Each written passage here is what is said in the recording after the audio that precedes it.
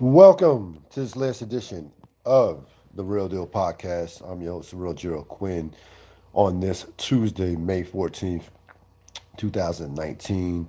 As always, we discuss the world of sports and pop culture. We are streaming live here on my YouTube channel, so check that out at Real Deal Podcast. Of course, I will put the links of the YouTube channel link on and website on all of my platforms that I'm on, whether it be Instagram, Facebook, LinkedIn. It's on iTunes as well, Stitcher, all of those particular outlets that I'm on. Certainly happy to be with you here on this Tuesday night as we get ready for a big night in the NBA.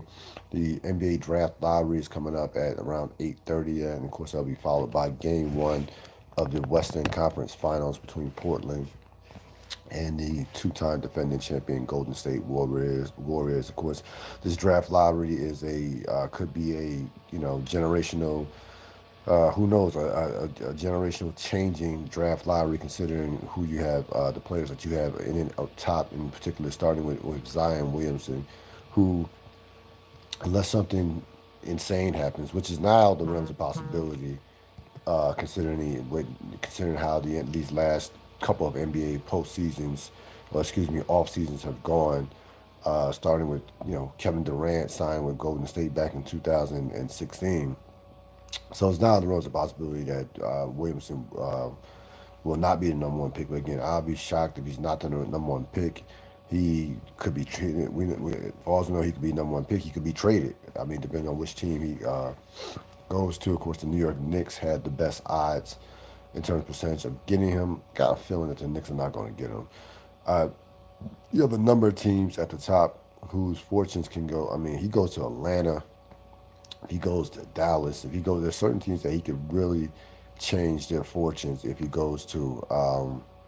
He's that great of a player. He's going to be. I think he's going to be is a generational talent. I think he's the best prospect to come out of college. Going back, he's the best prospect to come out of college since Anthony Davis, the best prospect to come to the NBA. I would say even going back to LeBron James. So you'll have that going on. We'll probably be on.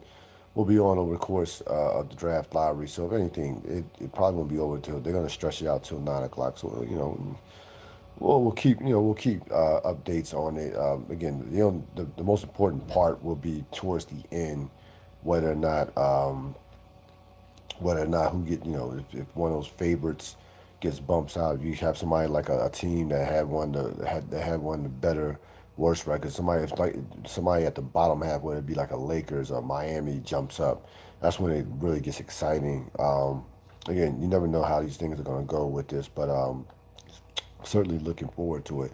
And of course, it'll be followed up by Game One of the Western Conference Finals with the old guard and two-time defending champion Golden State Warriors taking on Portland Trail Blazers. Both of these teams are coming off dramatic series wins in their last games, and I want to go back to that game 6 on Friday with Houston and Golden State. Again, I thought Houston was going to win the game. I thought Golden State would win the series in 7 games and win Game 7 at home. But what that Game 6 told you, it told you a couple things. Number one, that Golden State is who they are.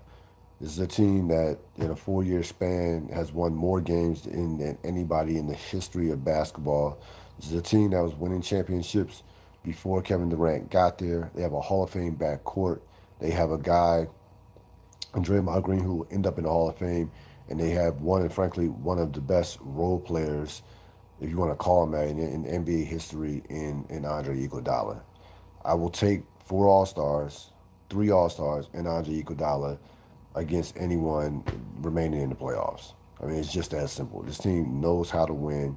They've done it year in and year out. The big moments of truth. And again, they haven't had too many moments of truth because they've been so dominant over the course of their run.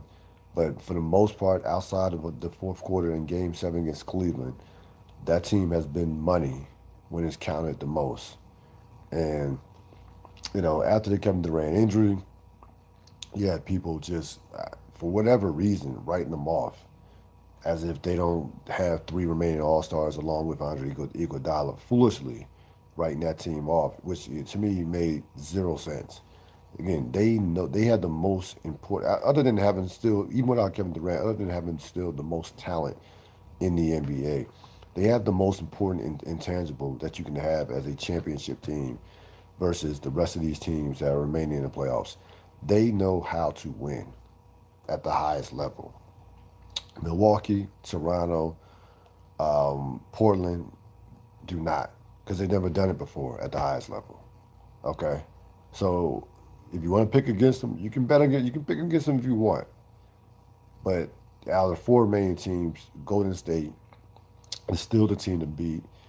Not only in this series, but even whoever they face in the NBA Finals. Now, again, that gap has closed dramatically. The NBA Finals this year will be a real series, regardless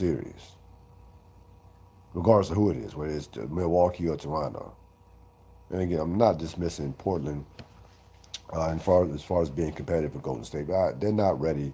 Portland's not ready for this level as far as Western Conference Finals. Once you get here, first round, second round, once you get to Western Conference Finals, once you get to the NBA Finals, it's a whole new ball game. It is a different level of basketball. It's a different level of intensity. It is a new. I mean, the level, different level of talent. You're facing Portland is facing, even without Kevin Durant, a legendary team, an iconic team. And in order to take out an iconic team, you need iconic performances. And that's what you didn't get from the Houston Rockets and from their superstar and one time MVP and probably MVP run up this year in terms of James Harden. Yeah, James Harden put up numbers. His numbers are very good. He had some big games, had, a few 30-point games, had some moments here and there, but he wasn't dominant. When the Spurs took out the Lakers 2003 and denied the Lakers a chance at a possible four-peat, Tim Duncan, you, they beat him in 6 games that year, and they beat him because they had a dominant player in Tim Duncan who ended that series with 37 and 16 in that game 6 against the Lakers when Shaq and Kobe was still in their primes. That's what you had to have. You take it. You want to take out a dynasty. If you want to take out a legendary team, your best players have to be not good. They have to be great. And to me, I look at the Houston Rockets. Everybody wants to talk about, well, the style of play. Their style of play couldn't get it done. Dribble, dribble, dribble, and so on and so on. It wasn't the style of play that couldn't get it done. It was the lack of mental toughness to me that couldn't get it done for Houston. Houston's style of play, I think, actually bothers Golden State more than any team in the league because they take Golden State, they almost turn Golden State into an isolation team with just the walking the ball up. They can muck up the game enough. They can besides that last game, Houston didn't defend well in the second half, in particular in that game 6. But for the most part, Houston's style of play, I think, and their physicality bothered Golden State. So to me, it's mental with them. They mentally cannot stand up to Golden State. They mentally can't stand up to them. And it begins with one James Harden. And I think, I'm not gonna just rip Houston because I don't think they were supposed to win this series. Golden State is better than Houston. Golden State has more talent than the Houston Rockets. Period. We can sit up here and talk about what could have happened last year, what should have happened. All you need to know is last year Golden State, won the series in 7 games. Chris Paul didn't play the last 2 games. People want to say, well, if Chris Paul would have played, maybe they would have won. Maybe. Well, you also have to remember Andre Iguodala was out as well. This year, again, no Kevin Durant for basically, the last quarter of Game 5 and the entire Game 6, and Golden State still wins. So that should tell you right there that right then and there, not only with the team that has the most talent, but the team that just knows how to win. Houston as a team just doesn't know how to win at that level. and they had opportunities. I thought the series was over after Game Five from a standpoint of I thought they blew their chance. I thought that Game Five, they had they had an enormous opportunity and a big time shot to win Game Five. They should have won Game Five, and had Game Six being up 3 games to 2, 3 games to 1. Excuse me, 3 games to 2. No Kevin Durant coming back from 20. The Oracle crowd was quiet. Golden State was vulnerable. Steph Curry wasn't playing great at the time. That was their chance to win. That was their chance. Once that series got to 3-2 Golden State was going to win one of those 2 games. This is all there is to it. Again, give Golden State a lot of credit. That team knows how to win at the highest level of levels. And right now, I think, to be honest with you, that was Houston's best shot to advance to get to the NBA Finals. I think the rest of the Western Conference is coming. You'll see a team tonight, Portland, that's only going to get better. They have young talent. They have their 2 best players that are in their prime, and and a guy who a lot of people thought was their second best player in Nurkic, he's young and he'll be back next year. Exactly, that team. So Portland is a loaded basketball team. They don't even need. I mean, Cantor probably won't be on the team next year, but they don't even need him to be on the team next year. They'll get Nurkic back, and they'll get Zach Collins. I think is going to be a very good player in this league. As far as the other game seven, as far as the Eastern Conference goes, because Milwaukee and Toronto, the 2 teams that most people expected to play for the Eastern Conference championship, Eastern Conference Finals will square off tomorrow. Um, I like Milwaukee in that series. I just think Milwaukee has more balance. I think Toronto's going to have a hard time scoring. Even if Kawhi can get 30 or 35 in this series, I just don't think that's going to be enough. That game seven again, that game seven, you have to give Philadelphia a lot of credit. I thought the game would be close. I thought the game would be close. I thought that game was right in Philadelphia's roadhouse wheelhouse as far as physicality, as far as the fact that there were a number of guys on Toronto who frankly did not want the basketball, which makes Kawhi Leonard's performance that much. It kind of remind me of Michael Jordan '98. Okay, he's the Bulls. It's the end of the Bulls dynasty. Pippen had a bad back. Rodman at that point, really wasn't giving the Bulls anything in that particular game. You had Kukoc, and a bunch of role players, and Jordan basically single-handedly basically won that game. And that's how I felt like Kawhi Leonard did. Outside of a pretty good game by Serge Ibaka, Kawhi Leonard carried Toronto in that game. He took 39 shots. He had to take all of them. They needed every single one of them. And hitting one of the most dramatic shots in NBA history. First time a game seven had been a game seven walk off shot buzzer beater in game seven to win a series. First time that ever happened. Jordan's shot was in game five for the record against Cleveland back in '89. I want to say '89. Yeah, in '89. That was of course one of the shots. Like this. Again, that was a game five. This was a game seven. It kind of reminded me of that because no one else wanted to shoot the basketball. Siakam, none of these guys. Siakam, even Gasol. Well, Gasol had to guard Embiid. So I'm very concerned about how Toronto is going to score in this series.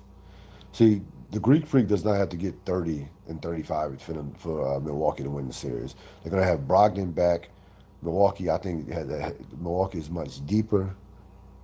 I think they have more options, and they have less room for error in terms of the star players. Like Toronto, I don't even think the Greek Freak has to be great for them to win it, for them to win this series. I think it'll be a competitive series, but I Milwaukee Milwaukee in 6 games. As far as the Sixers go, again, I give the Sixers a lot of credit. They played much better in this series than I thought they were going to play. I thought Toronto would win comfortably in 6 games, and I thought it would be a 3-1 6 game series, not a 2-2 6 game series. But if I'm Philadelphia, Brett Brown, of course, is going to be back. Will be back next year again. I'm not the biggest fan of Brett Brown, but he did coach a very good series with some of the moves that he made.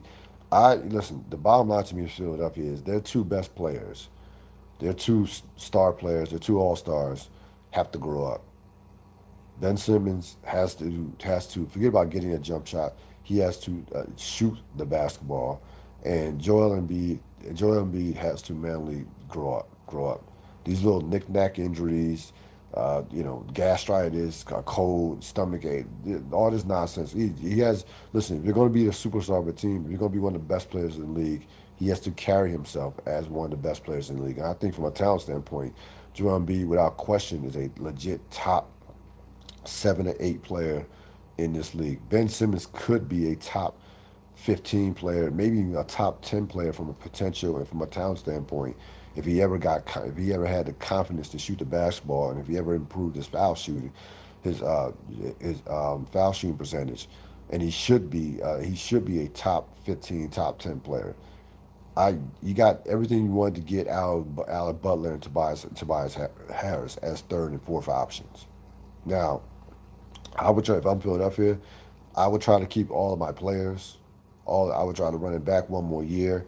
They played much better than I thought they were going to play in the postseason.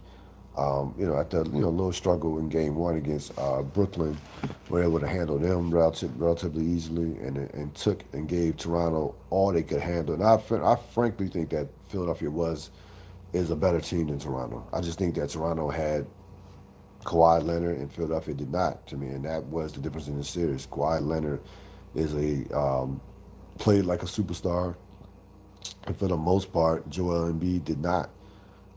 He was inconsistent. He had some. Now again, I understand that he wasn't playing he was winded at times.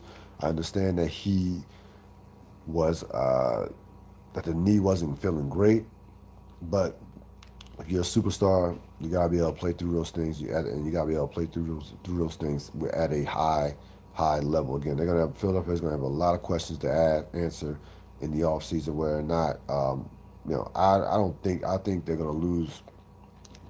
I can see them signing Jimmy Butler and losing Tobias Harris. There's been some small speculation, some little bit of smoke in regards to them possibly losing, trying to trade Ben Simmons.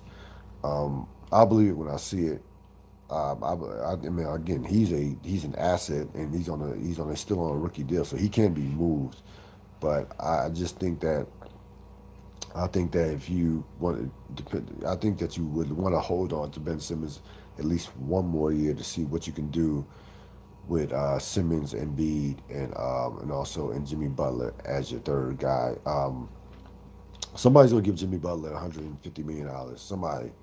We'll see whether it's not as the Sixers, but Jimmy Butler's going to get his $150 million from somebody.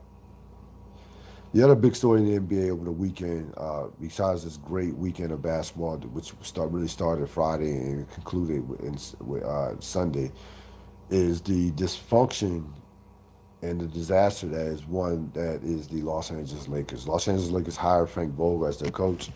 They get him at 3 years, $15 million. Uh, uh, Jason Kidd will be his assistant, basically coaching waiting as far as I'm concerned. And I'm looking at the Lakers right now, and I think I look at the Lakers as the Knicks West. To be honest with you, the Lakers, they have a guy in Kurt Rambis who had a 28%, who had a winning percentage of 284 as a head coach, basically running the franchise. I mean, like Jeannie Buss is being advised by Kurt Rambis, how they're conducting their interviews with these coaches. They just completely botched Ty Lue and that whole deal. Trying to basically lowball a guy who had been in 4 straight NBA Finals and had won a championship back in 2016.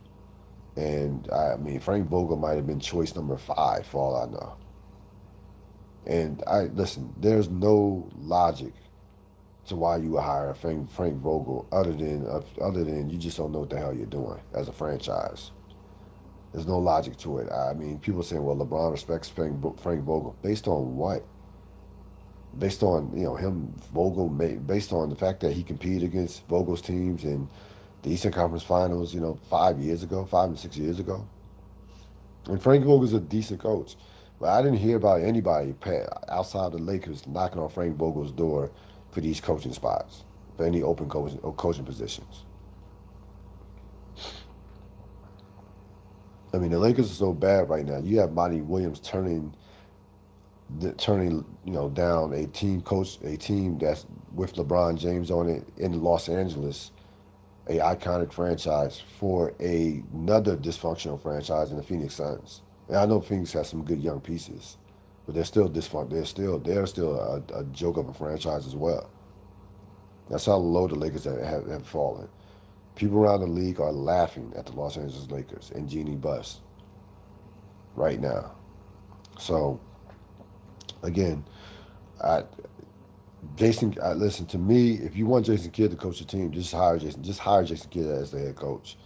I don't understand this idea that the reason why the Lakers didn't want to hire Jason Kidd as the head coach is because of his reputation with the domestic violence and some of the things that went on. Then why is he even a part of your franchise? I mean, what is the difference between him being the assistant coach and the head coach if his reputation is if you feel like from a public perception standpoint that you don't want him a part of your franchise, or you feel like that's an issue to hire him as your head coach, then he shouldn't be on your staff at all. Because Jason Kidd will be the head coach of the Los Angeles Lakers before the season's up. I would give it uh, maybe a month, maybe a month or 2 months. It will be before this year, before Christmas. Jason Kidd will be the head coach of the Los Angeles Lakers. Make no mistake about it. And again, I can't knock Frank Vogel for taking the job. $5 million, $15 million is $15 million, and he is still the head coach of the Los Angeles Lakers. So I'm not gonna knock him for taking the job, but if you're Ty Lue or somebody else, you're not having assistant coaches appointed to your staff. If I'm coaching the team, I'm picking my own staff out. That's all there is to it. I'm not gonna be a part of a team, especially a team that hasn't made the playoffs in 6 years, and allow them to dictate who's gonna be on my coaching staff. This is not gonna happen if I'm an established coach or a coach with any who has won at a high level. Now, Frank Vogel has been to the playoffs, but he's not on that level coach. He's not Carlisle, Popovich, even a Doc Rivers to a lesser extent. He's just not that coach. He's a safe choice. He's a middle of the pack coach. Not great, but not terrible at the same time. Again, I don't see how anybody would go in feeling that LeBron James is going to respect Frank Vogel based on Frank Vogel's track record versus what you have in LeBron, basically a guy who controls every franchise that he's ever been to, with the exception of the Miami Heat.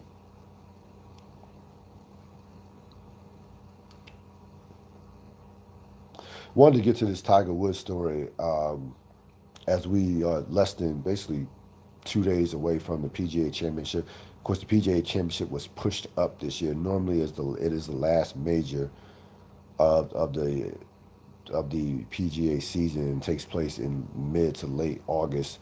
It is of course pushed up to May, which I have no problem with.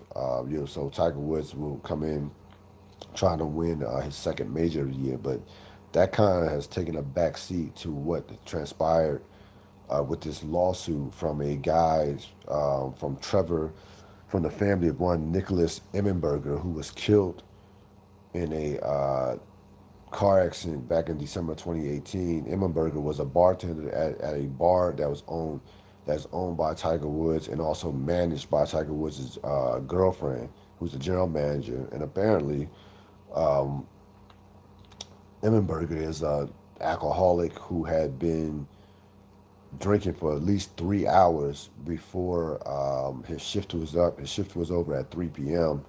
He got into a accident later that evening and was tragically killed during that accident. And apparently, was being reported that Tiger Woods is being accused, and the business is being accused by Emmenberger's attorneys, that the evidence was destroyed in terms of the videotape showing him drinking for 3 hours before he left the bar during his shift. Now, I've been to a number of happy hours and a number of bars, and you'll see a bartender take a shot every so often, but every so often, or they. I've seen situations where the bartender along with the other coworkers celebrate something, they take shots, but I've never seen a bartender just outright just get lit up while they're working. Like I've never seen it. I've never seen it. I can't remember ever coming across a drunk bartender.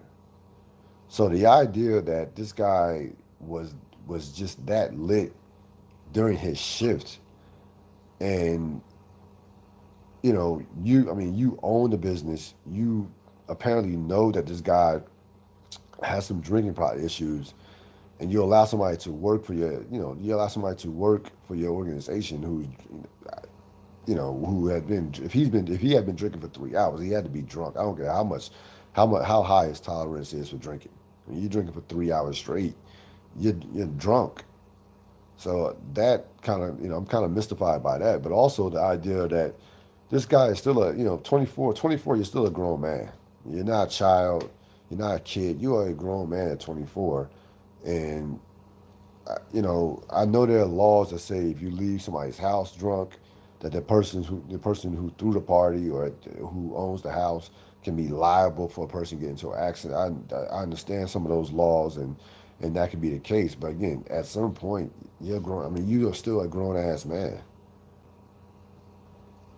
You're still a grown ass man who, again, should have. I guess. I mean, again, and I hate to speak ill on the dead, but I feel like you should have a better, a better, better self awareness. Like maybe, like I'm sure there are Ubers or Lyfts in Florida, and maybe that's not the greatest job to have, being a bartender, considering that you are an alcoholic. I mean, again, I can't. If this guy was, I'm assuming that this guy was a high quality bartender, that he was good at his job. That he was good at his job. That's the reason why bartender, that this guy was good at his job. I don't know if he was a friend of Tiger Woods or a friend of Tiger Woods' girlfriend, but at a certain point, I just can't ask other adults to be responsible for other grown adults. Teenagers one thing, little kids another thing, but it's hard to ask another adult to be responsible for another adult. That's the bottom line for me. Again, this is a tragic situation. I you know if you're Tiger Woods, you probably just pay the money and just keep it moving.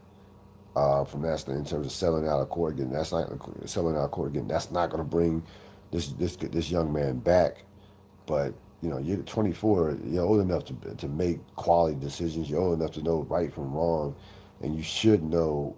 Look, working at a bar, if I have serious issues or have trouble or am a alcoholic, probably not the wisest decision.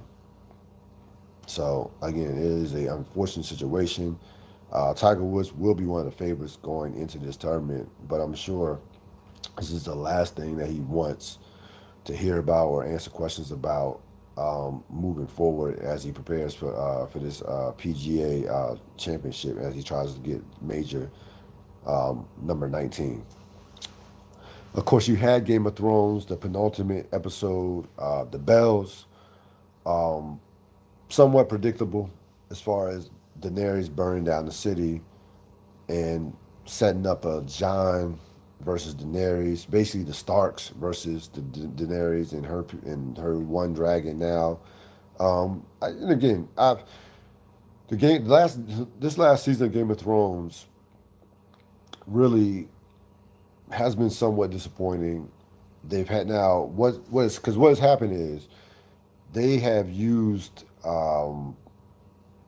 action, battle scenes, and you know the dragons and all this other nonsense to kind of take away from the fact that the writing and the storylines have been rushed.